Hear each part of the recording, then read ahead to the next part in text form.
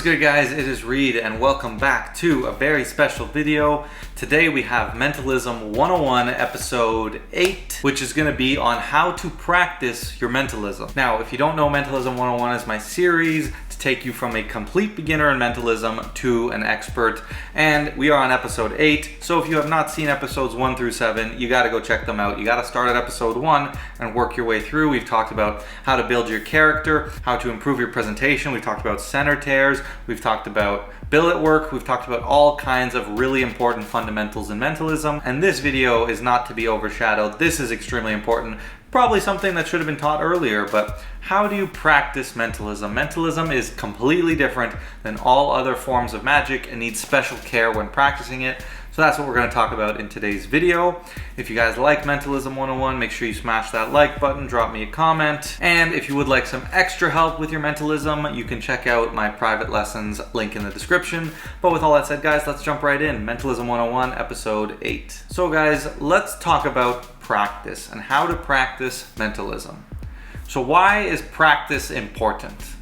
Specifically, why is it important with mentalism? Well, as they say, practice makes perfect, and that is so true. The more you practice, the better things are going to go. The more you practice, the more confident you're going to be, and confidence is key. If you're confident in yourself and your abilities, you know you can go out there and perform at a high level. Literally perform at a high level, right? Which is what we want. You'll have confidence in your effects. You'll have confidence in your abilities. You won't be stuttering as much. You won't be forgetting your script, your lines.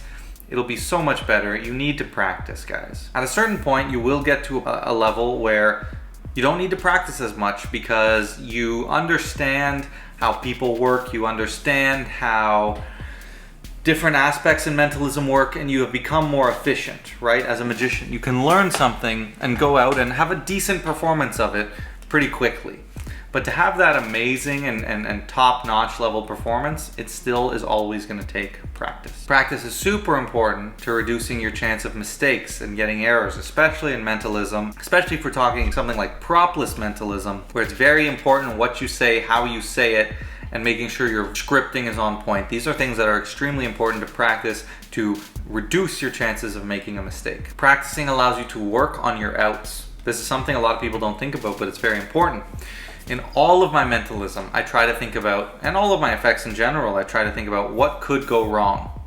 And if it did go wrong, how would I solve it? These are my outs. These are my safety nets. So in mentalism, if I guess a name and they say that's not the name they're thinking of, how would I get out of it?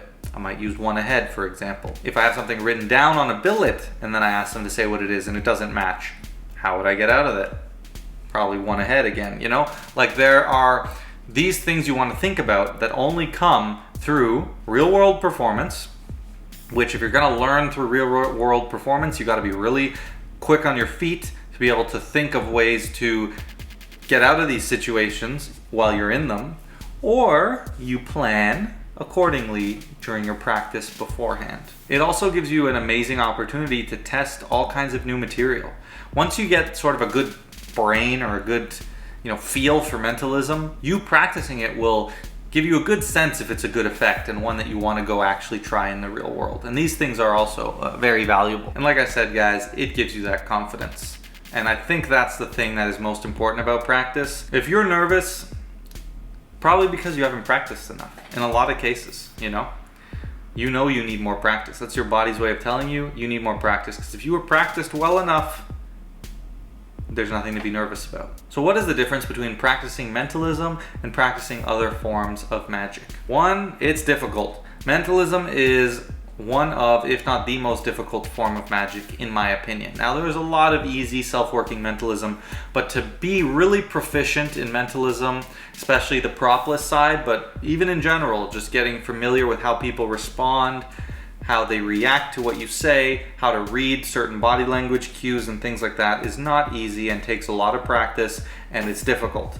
In card magic, there's so many really easy, accessible things. In mentalism, there are some, but I feel to get really good at them takes more practice. It's more difficult. And that's just my opinion, but it's one that I would stand on, if I really had to. Another thing that makes it different is it's generally very verbal. So everything you're practicing is often very verbal. There's not much sleight of hand. There's not much other things to be doing with your body. It's a lot of speaking, right? Maybe some hand gestures, but it's a very verbal, script-heavy art form. And this makes it one of the most interesting and maybe difficult things to practice. Because there's not much sleight of hand, it's not like you can just go practice in front of a mirror or record yourself and watch it back and see what you need to improve on and see what mistakes you made. It's very, very hard to get that kind of feedback that you get with sleight of hand, where you can watch it yourself and see and really critique yourself and get sort of feedback into how you're progressing and what you're doing wrong, right? Without really having someone else there who really knows what they're talking about to tell you. You can't have that sort of personal, intrinsic feedback loop that you get with card magic or sleight of hand magic. And that makes it really tricky to see how you are progressing ultimately. Now, possibly the most difficult thing about practicing mentalism is you can really only perform these things on someone one time in order to get that authentic reaction that a lot of methods and a lot of mentalism relies on. Especially if we're talking propless and a lot of the propless techniques, you need to get a ton of different authentic, genuine reactions to your questions and your phrasings, and the way you pause and the speed at which you say things are all so important. And you need to see how people are genuinely reacting to what you say. And with that, if they already know what's coming, you can't get a genuine reaction.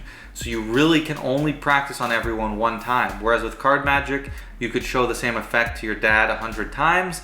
With this, you really only get one shot. So you have a very limited number of people that you want to practice on, right? If you're practicing for your immediate family, it becomes really, really difficult. And you need these authentic reactions because, like I said, once they know what's coming, it'll never quite be the same. Now, I will talk about some techniques to kind of deal with this, but still, it becomes very hard. It'll never be the same once they know what's coming, and the way a lot of the mentalism relies on. You'll never get those authentic reactions. Sometimes you're literally you're reading people, you're gauging their reaction, and you need them to be genuine, so you get practice with seeing how all kinds of different people respond to these things, so you get more comfortable. That's what it's about.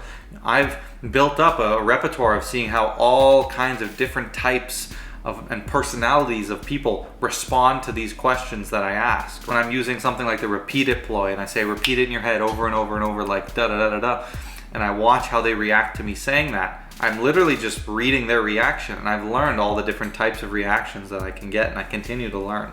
So that makes it very hard to practice. Now let's talk about how to practice in mentalism. So you want to start small. Start with easier things that are more manageable, right? Focus maybe on some of the sleights that do exist in mentalism, like billet transfers and folding billets and peeking techniques and these kind of things that'll come in handy, right? Even things that's not as much sleight of hand, but it's still mechanical methods. Maybe it's some kind of peek with your phone, or even if you're using an app and you need to get practice on what the inputs are and what buttons you need to push in what order. These are things you can practice mechanically. You can do them in a mirror, some of these switches and things. And these are easy places to start. Start with a simple acidus peek, right? A billet peek. Start with a simple billet switch, these kind of things. Start small and you'll build that level of confidence to continue to practice more. Start with more simple effects. Start with effects that use cards, right? Or use billets with card sleights. Right? It's a great way to begin your practice when you're starting your journey. The next thing is you're gonna have to try this on as many different people as you can. So normally you might be comfortable just practicing on your family, your immediate family over and over. But now, like I said, you need more people, you need a bigger pool. So now you maybe need to reach out to extended family, to friends, to coworkers to practice on. And now you're going to be saying, well, I'm not really sure it's going to work. I'm worried. I'm okay practicing on my family because they don't care if it goes wrong. But with these other people, I'm worried. I want it to go right. Of course you do. So what you're going to now say is just say, hey, I'm practicing something. I'm trying something new. Can I try it on you? It probably won't work, or it might not work. I'm just practicing. I want to see how it goes just to gain some information. Literally be honest with them, and they'll have no expectations. If it works, they'll be amazed. If not, no big deal because they had no expectations.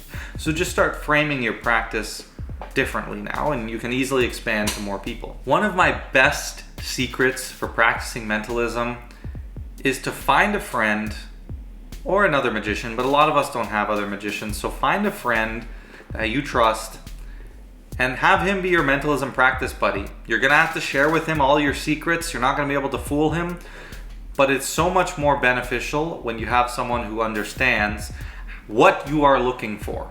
Because if you go to your dad and you do the same mentalism effect over and over and he's not really sure what's going on, after that first authentic reaction, he's just going to be not really probably reacting much, right? He's not going to be giving you what you want or giving you the different options that there are because he doesn't know really what you're doing. But I have a friend who is up to speed on all of the mentalism techniques I use, and I practice things on him, but now I can do it over and over on him because he knows what I'm looking for. He knows what the repeated ploy is, so he knows that I'm gauging a positive or negative reaction. So now he'll give me different types of positive and negative reactions when I ask him that question, right? It's still not 100% authentic, but it's a heck of a lot closer. And he can also give me different kinds of reactions. He can give me like really obvious ones, less obvious ones, and just gets me familiar with all of these things. It gets your pacing right? If you're doing like hanging statements where you go say something and then you pause, wait to see how they react, and then you continue the sentence, you need to know the timing. And you only get one authentic reaction with that. So if someone knows what's supposed to happen, they can kind of help keep you on pace and respond in a way that someone might authentically respond. To be honest with them, tell them what you're looking for and you'll be much better off. A big thing to remember with mentalism practice is a lot of mentalism is very similar, right? A lot of it is either divination, so you're divining a piece of information, or you're peeking a piece of information, or you're forcing a piece of information. And within that, there's different methods for it, but they're all, very similar. You might use the same method for a bunch of different tricks. So once you practice one method, you can do a bunch of different effects with it. Say I have one way to force a piece of information. Now I can use that for a ton of different routines. So there's kind of less to practice in that way. Whereas sleights, there's a million different sleights, right? Mentalism, there's lots of different techniques, but a lot of them accomplish the same thing, which is similar to card magic, but it's still different in a way where they're a lot more similar in a lot of cases. Where card magic, it can be like completely here and here, but they'll accomplish the same thing. Mentalism, they're a lot closer together. So it makes practicing easier, and when you practice one thing, it sets you up a lot better to be better off and make it a lot easier when you're trying to practice something else, like the next thing that's pretty similar. Other techniques, work on your memory. Memory is huge in mentalism, especially again, if we're going the propless route where there's a lot of verbal things. It's all verbal to remember. You have to remember entire scripts, right? But even with mentalism, a lot of it's script heavy. You want to think about your presentation and what you're saying. So there is a lot of memory work that's involved. So work on your memory. Some tips, write down things, write down bullet points, your key points to remember. That helps me. I write just little short bullet points. I condense a huge script into a few little bullet points, and then I remember those, and the rest I just fill in with some freestyling. I don't like to have my stuff scripted too hard, but I have bullet points that I like to hit. If you're the type who does like to script, write out your scripts. Write them out, a couple of times over. That'll really help them sink in your memory. Record your scripts and play them back to yourself. You slap a beat on there and you have a song to listen to with your script over top of it. Might not be the best music, but it'll help it get stuck in your head, that's for sure. You really just need to practice your scripting. Now you can use a mirror in mentalism. Go in front of a mirror or record yourself, but this is just verbal scripting, right? It's more verbal. I do a ton of verbal practice. I just stand here and I talk to myself, but I'm going through the scripting and the gestures and the actions and the things that I might do. I'm rehearsing, right? You gotta rehearse. Stand there and rehearse. It's much more of a rehearsing sort of thing when you're doing mentalism. You're standing, I'm doing gestures, I'm touching things, I'm pointing, I'm maybe doing things on my phone or with the billet, but I'm rehearsing, I'm practicing. And these are really important things that you need to consider. Now let me give you a few examples of how I practiced some of the routines that you guys might know or are familiar with or have seen me perform. So one is like Midas touch, for example. That's the effect where I touch one spectator and another one feels it. That is 100% propless and very script heavy, extremely script heavy, probably the longest script that I know. But again, I wrote that out in bullet points to remember Midas touch, but it's bullet points for the most part. And it's just the things I need to hit, the methods I need to use and say. And I just read that script over and over and I rehearsed it so many times just to myself out loud, sometimes in front of the mirror. And then from there, I went and practiced it, right? I went and practiced it out loud with as many people as I could friends and family members, and I just told them I was testing something, and it was totally fine. It went over very well. I messed up a few times, but it was no problem. Something like wiki test, which is app-based magic, there was a lot of rehearsing with the phone of like what inputs I'm gonna do, what I'm gonna place it, when I'm gonna peak, when I'm gonna do this, when I'm gonna do that. You know, a lot of the verbal scripting as well. It was all just repeating it over and over to myself. I have bullet points written down. I'm very big, like I said, on the bullet points. I write the bullet points, the things I want to hit. So I want to hit this talking point, or script point, but it's very short. So I just make sure I hit those points, but I say them differently every time. Then in between those, I kind of fill in little like, okay, you have to do this. This is the method, right? I kind of fill it in like that. So a lot of practice. Something like Guess Who, again, fully propless. That was something where I had, you know, my friend, and well, with all of these effects really, except maybe Midas Touch, because that one you kind of need a group, but Wiki Test and Guess Who for sure. I had my one friend, I explained to him, well, first I did it authentically, but after the first time I explained to him fully how these effects work, and I just tried to run through it with him, and he'd give me different responses. We'd try different things, try things going wrong, how I would solve it, and just got really familiar with all the different outs and practicing these effects. All right, guys, that is it for Mentalism 101 episode 6, all on practicing mentalism. I hope you guys loved this. Another fantastic video in the books.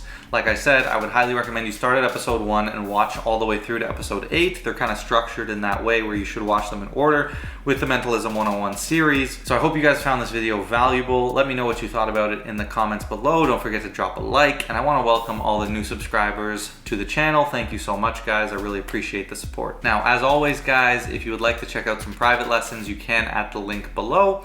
And with all that said, don't forget to like, comment, share, subscribe, and I will catch you in the next video.